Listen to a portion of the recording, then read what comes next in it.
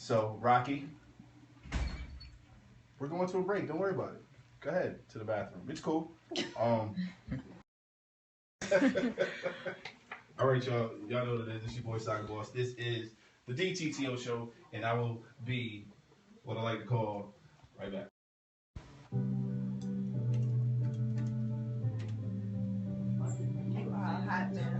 Huh? You too, as well. What's your name? Hey, Lashonda. Oh, Lashonda. Yeah. Thank you so much. Thank you. Hey, how are you? Actually reading them, but I heard about you. Oh, thank you. You too, as well. Thank you.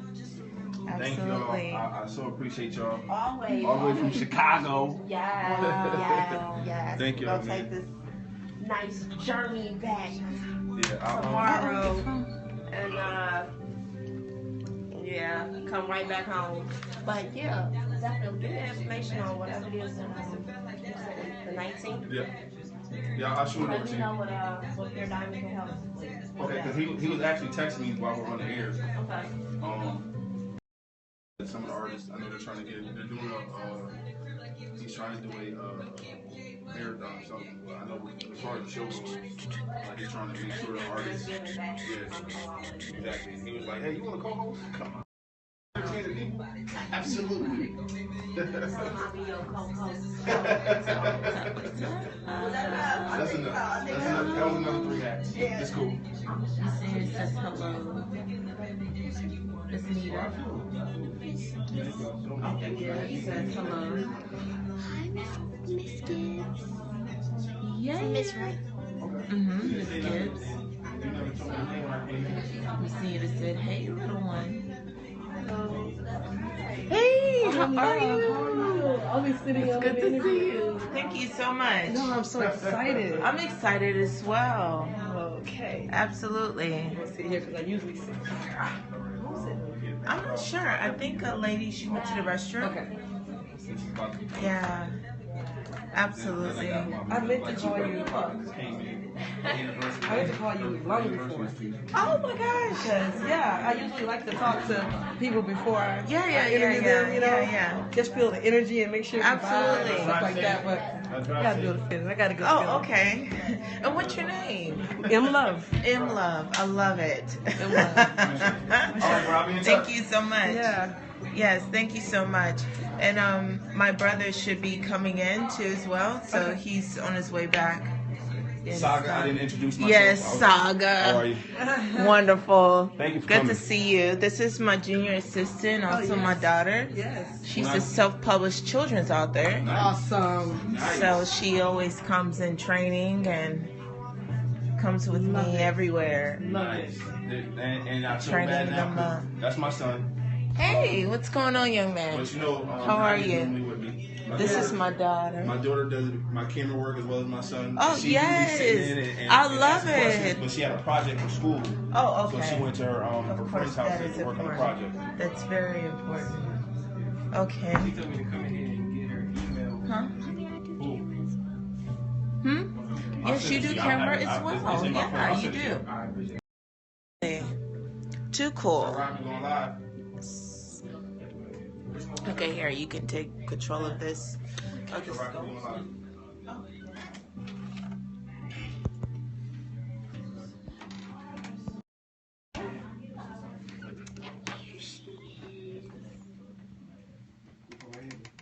Man. I like that song. That song, it puts me in like a feel good, even though I'm already in a feel good mood. It puts me in a feel good mood. And right now, listen, y'all don't understand. We are just a few days away from the 1 year anniversary of my sister, my friend, the forever dope, who just walked in here to sit in with me. Miss M Love, how are you today, partner? Man, is my voice coming in? I've been talking all day long. I am awesome. I did. My feet have not touched the ground yet. Yeah, I know you were on with Felicity Love, who was a guest of mine a few weeks ago. Yes. And I was tuned in. Amazing interview, and the poetry was You know, when you can't say nothing, you just gotta shake your head. Like, you know, when they be in church, they can't say nothing, they just shake their head. I'm humbled. I can't believe it. I can't believe it. And thank you for joining us today. I'm honored. I was nervous when I went. I was like, Saga, he is my mentor. No, I'm not. Stop saying that to people. I'm not a mentor. I'm just a guy with a mic that likes to have fun. That's it. You are amazing. Well, thank you. That's probably why I nominated Atlanta's hottest. Oh, how many times are you gonna plug that? Plug until the votes are over. But no, thank you for joining us. I had to have M Love come in, even though Rocky, my right hand is good with her questions, but M Love has a different vibe, and I need to be balanced today because I like to crack jokes and have fun. So I need somebody serious. See now you know I'm goofy. I can't be goofy. No, you can be goofy, okay. But see, your goofy and my goofy are different goofies. Okay. I don't have any sense. You have sense. That is not true. First off, thank you for coming. Thank you so much for extending the invitation. Well, absolutely. I seen the post. I was like, oh, dope. And then from there, I reached out, and then I wasn't even expecting a response, and I got it, and I was like, oh, she's coming. Yes. She's here. But so how has the tour been going? Oh, awesome. We were able to impact lives. Also, we have a campaign where we're trying to give away 500 books to many young people and high school students nationwide. I don't feel that we should charge a young person for a copy of a book, even though when they're really excited about reading it.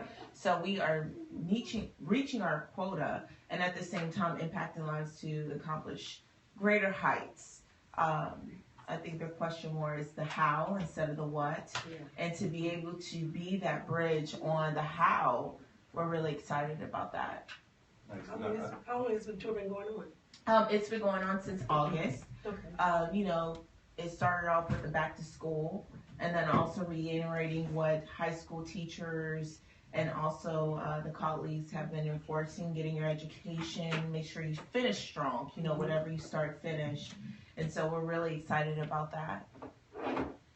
So I know you looking at the stuff that you sent me. I know, like, the major cities. Have you hit all of them already, or? No, we still have Chicago to go to, LA to go to as well. The tour ends in February of next year. Oh, so we still got some mileage to put on. Yes. We still got some mileage to work on. Absolutely. So what, as far as the book,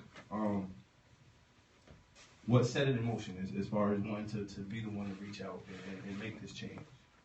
Well, I haven't forgot what it felt like going through. I haven't forgot what it felt like being by myself. I haven't forgot what it felt like asking for help and no one gave it to you. I haven't forgotten how it felt on those nights that just trying. It wasn't that I wasn't trying. It wasn't that I wasn't trying to reach my success. And for your listeners out there, in high school I had a 3.8 GPA, 2 basketball scholarships. 2 weeks after I graduated from high school, I was incarcerated for 11 counts of armed robbery and 5 counts of aggravated assault. And so I was facing 135 years here in the state of Georgia. And I spent 4 years in prison. And so sometimes when people look at me, no way, not you. Yes, me. Every child to me, speaking from my experience, is at risk, regardless of the household income, regardless of the environment you're raised up in, good, bad, ugly, pretty, whatever, however you want to classify somebody raising up in their childhood. Each and every child is at risk. So my hardships didn't come until after I was released from prison. I was able to handle prison because I changed my mentality and really adapted to my environment. The survival of the fittest. But the hardships didn't come until I was free, but yet still limited. And so, again, I remember what it felt like. And what age again? Let me ask you again. What age did you go through this experience of being in prison? I was at 17 when I first got arrested. Wow. And I didn't get released until I was 21, turning 22 years old. What did you do during that time of being incarcerated? Like, what was my your... gosh. That's a really good question, because a lot of times I think I suppressed some of those feelings and some of the things that I went through, some things that I done during a time I really can't remember because it was so traumatic. Just imagine yourself being in a cell with the ones that you see on television, getting arrested for heinous crimes, and now that's your bunkmate. With women who have life sentences and have nothing to lose. Nothing to lose, yeah. We have stories of men or male prisons, and we highlight a lot of things that they go through. But for me, the women prison is a lot worse because you can imagine the hormones that are going through that. And the jealousies and the rivalries. I was about to say, you think high school is bad. God. I've heard stories, and I've had female family members that were incarcerated, and it was like, listen, the guy's jail has nothing. Nothing. Really? Yes, nothing on the women's. You think the beat you up over some cigarettes and your oodles and noodles is rough? No, like you got to go through the hair products and everything. Like is 10 times worse. From what I was told, I don't plan on visiting the male or female prison anytime soon. But they say it's way worse. And so you're in there, 17. The frontal lobe is not fully formed, so you're still impressionable.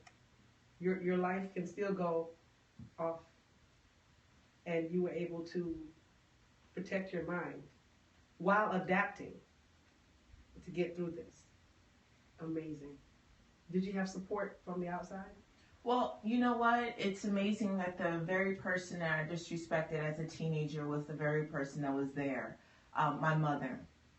You know, we, as young people, when I travel nationwide and talk to young people, we think that our parents are the enemy. We think that they don't want us to have fun. We think that they want us to have this hard life, but the truth of the matter, we're on the same team. I don't think any parent wants their child to stay with them until they're 40 years old. And yet a teenager saying, I want my own apartment, I'm grown, I want my own life. But a good parent wants to make sure they're well equipped to stand on their own 2 feet before they let them out into the world and as survival. And so, hear that, right?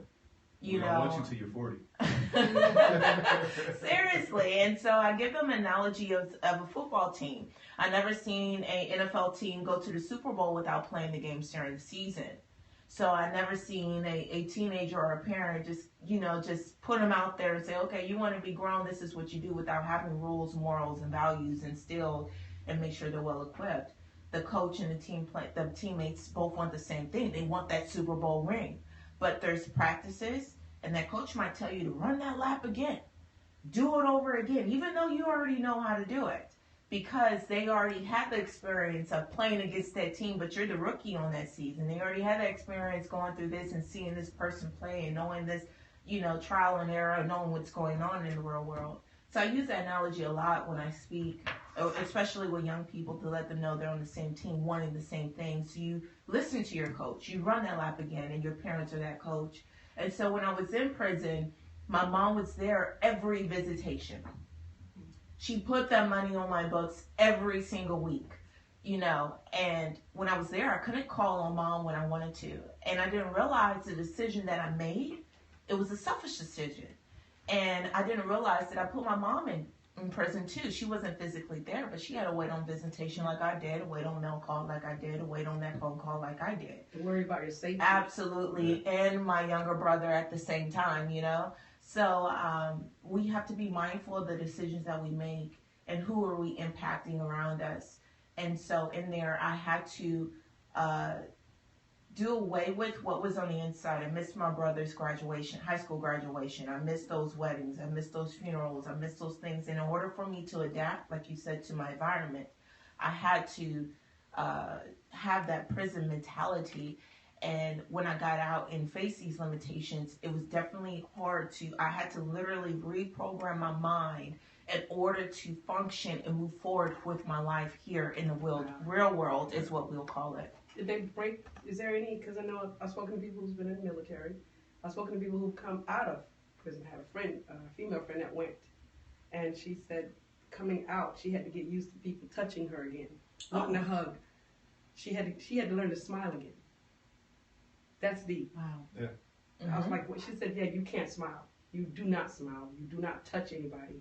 Nobody walks up to it and touch you. So that transition back into what we think is normal, what we call normal, is the process in itself. Oh, absolutely. She's absolutely right. Hit it right on the head. She's absolutely right. I remember my first date when I got out. I ate my food. We was at a fancy restaurant, and I ate my whole plate within 5 minutes.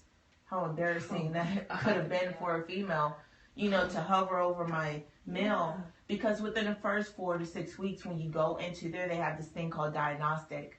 So they really break you down from, you have to march, you're in a different uniform from everybody else. So you're kind of target like, oh, that's fresh meat over there. And then they break you down with different, cleaning things that you have to do, polishing your boots, cleaning the shower with an actual toothbrush.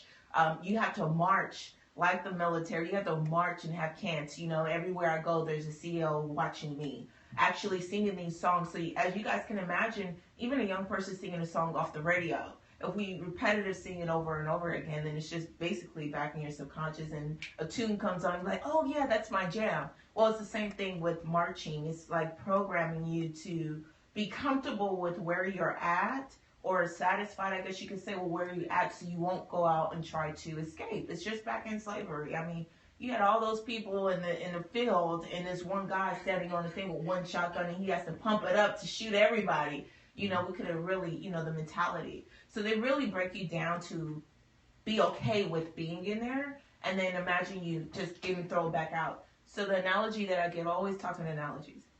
Imagine you taking a lion from Africa, putting him in the zoo. You beat him, train him to adapt of this fence that's this high, and you train him not to jump over that fence, not to attack the trainer because I'm the one that's giving you the food, right? Then you're saying, okay, we're done with you, lion. You're too old.